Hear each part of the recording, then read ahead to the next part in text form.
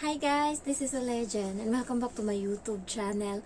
So for today's video, kamusta nga ba yung pagbalik ko dito sa Hong Kong? How I feel and what did I find out or ano yung nakikita ko nung pagdating ko.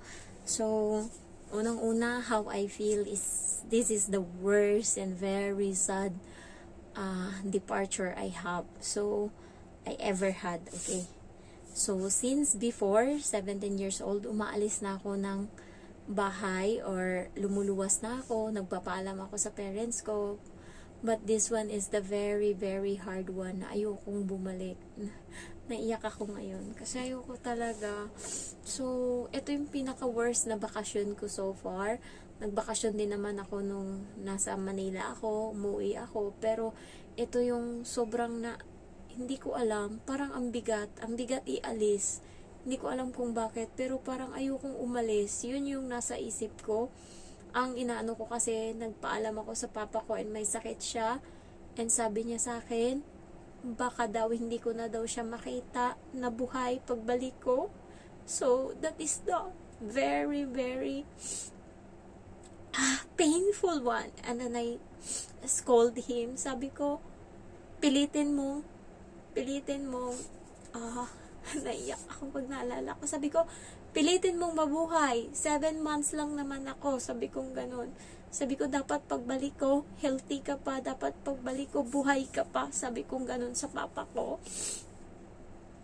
And also, ito yung uwi ko na yung kapatid ko na nasa Kuwait, sabay kami. So, hindi ko alam kung mangyayari pa tong yung ganito, yung magkakasama ulit kami ng kapatid ko na umuwi. Pero ito yung tinreasure ko sa lahat kasi buo yung pamilya ko. So, pag alis ko, sobrang umalis yung boyfriend ko. So, okay na, medyo masakit. Pero nung ako na yung umalis, nung una, hindi ako umiyak sa bahay. Pero nung nasa airport na ako, doon parang gusto kong maglupasay, gusto kong umiyak. Ang bigat-bigat sa dibdib nung sa airport ako nung Bacolod. Pero kahapon, nung nasa airport ako ng Manila, niiyak ako. Just silent lang. Kasi nga, sobrang bigat. Tapos, basta ako, hindi ko maintindihan, naiiyak ako, naiinis ako. Iniisip ko lang, bakit kasi iniwan ko pa yung mga gamit ko, sana hindi na lang ako bumalik, ganun. Pero, iniisip ko din kasi na walang pera, yung bahay, patapos na guys, pero, wrapping lang, hindi pa yung fully finished na pwedeng malagyan ng pintura yung bahay, and wala pang bintana. Yun na lang yung kulang so far, bintana, tsaka,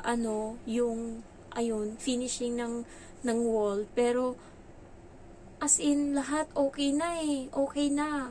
So, yun lang yung inaano ko talaga. And, medyo, pagdating ko dito, sinabi ko sa amo ko na dumating na ako. And sabi niya, na-inform niya na daw yung management na parating ako. So, okay na. Kailangan kasi pag pumasok ka dito sa building, may gate pass ka, yung parang code. Ayan. So, pagkatapos nun, pagpasok ko talaga, hindi ganun kagulo yung bahay, pero yung kwarto ng bata, kung saan nakalagay yung mga laruan niya, sobrang gulo, ang kalat. Pati sa sala, makalat siya. Pero hindi yung sobrang kalat na parang na World War.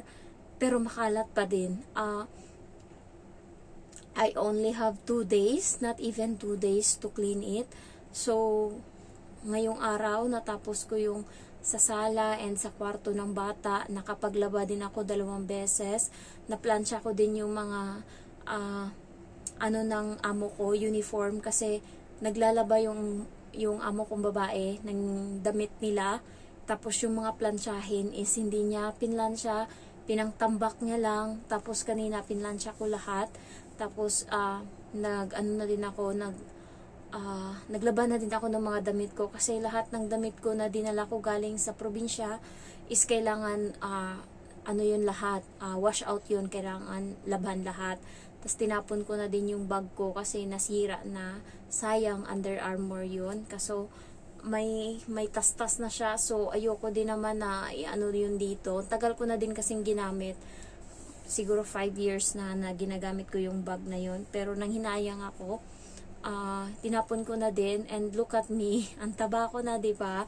Nag-check ako kanina ng kilo ko and nadagdagan ako ng 4 kilo. So, grabe yung ano nun. Parang ang taba-taba ko na. Parang ang ganda lang.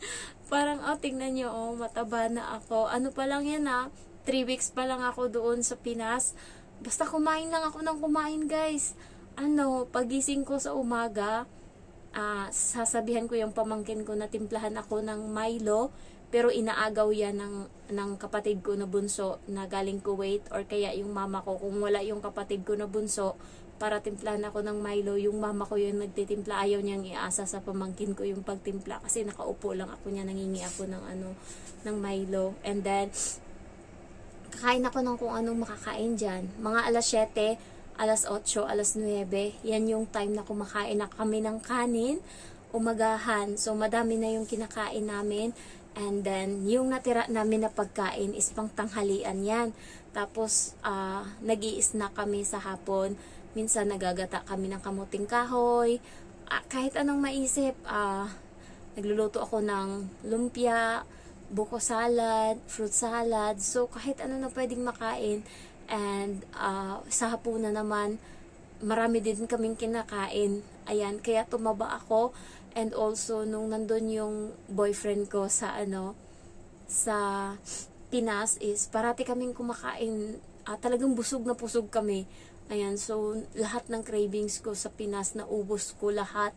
And dati hindi ako kumakain ng taba ng baboy. Pero dahil sa parang, alam mo yon, inano ako, parang 2 taon akong hindi nakakain ng baboy na matino. Alam mo yon, yung parang hindi ako satisfied sa kinakain ko.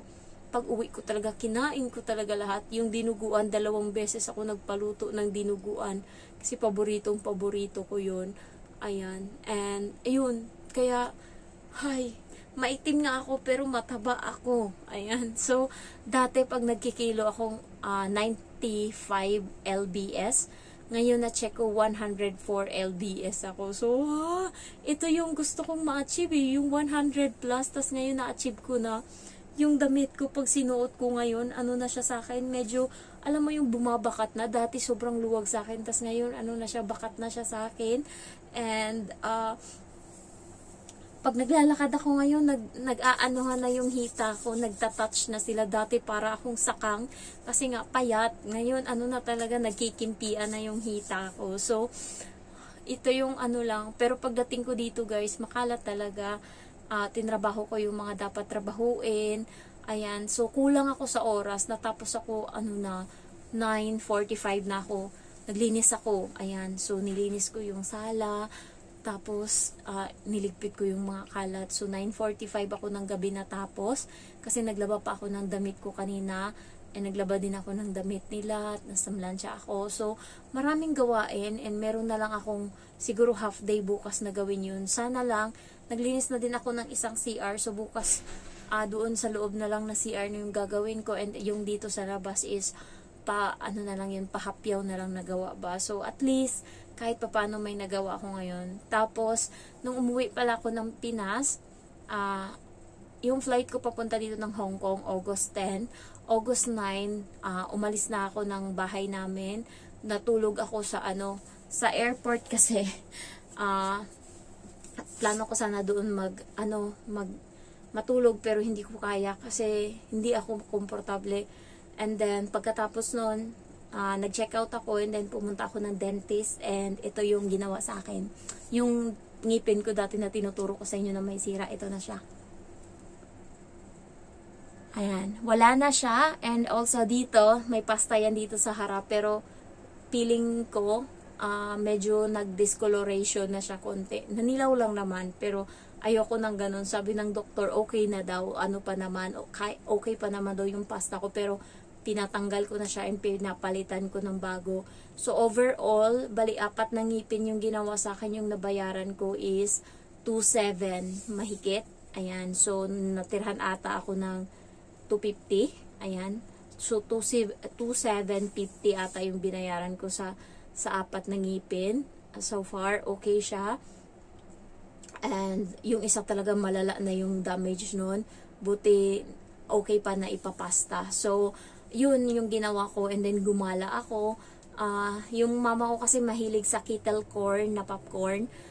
Nung umuwi ako, neto lang, dumaan kami ng SM Bacolod, bumili ako noon, and kaya niyang ubusin yung isa noon. So, nung nakita ko yung kettle corn kahapon, gusto kong umiyak kasi yun yung gustong-gusto ng mama ko na kainin. And nakita ko siya, gusto kong bilhan yung mama ko niya ng marami para araw-araw siyang, mahilig siyang kumain yan eh. Kasi dati nagdala ako niya ng isang pack na malaki, naubos niya yun lahat, isang upuan niya lang. So ngayon, bumili ako ng 3, 2 sa kanya na malaki, tas isa sa ate ko, naubos niya lahat din yun. So ganun siya katakaw sa kettle corn. Kaya bumili ako kahapon kasi gusto kong maalala yung mama ko sa sa kahit sa popcorn man lang. Pero naiyak ako kasi nga ang dami ko pang gustong gawin na kasama sila. Regret din ako kasi minsan pinapagalitan ko yung papa ko kasi nga gusto ko siyang lumakas ba. Gusto kong tulungan niya yung sarili niya para hindi siya maging sakitin. Kaya tinatry ko na magalit-galitan para sumunod siya, ganun. Pero naiyak ako pagka naalala ko yung sinabi niya na baka daw hindi ko na daw siya maabutan na buhay pag uwi ko. Sabi ko sa kanya, 7 months lang ako dito sa Hong Kong. Sabi kong ganun, aantayin mo ko, mangako ka. Sabi kong ganun sa kanya. So, yun yung na wini-wish ko kay God na sana maabutan ko yung papa ko pag uwi ko pa next time. So, ito yung pinakamahirap na alis ko sa lahat na gusto kong umiyak. Gusto ko talaga na ayoko na talaga umalis. Doon na lang. So, kasi iniisip ko, lahat ng ipon ko is naubos na. Nakahingi na nga ako sa jowa ko ng pangdagdag sa bahay. Kasi, yung ulam, ganyan, araw-araw ako yung bumibili lahat. So, kapag bumibili ako ng ulam, binibilhan ko rin yung sa tindahan namin ng kung ano-ano. So, nakakaubos din ako ng 2,000, ganyan. Isang punta ko lang yan sa city.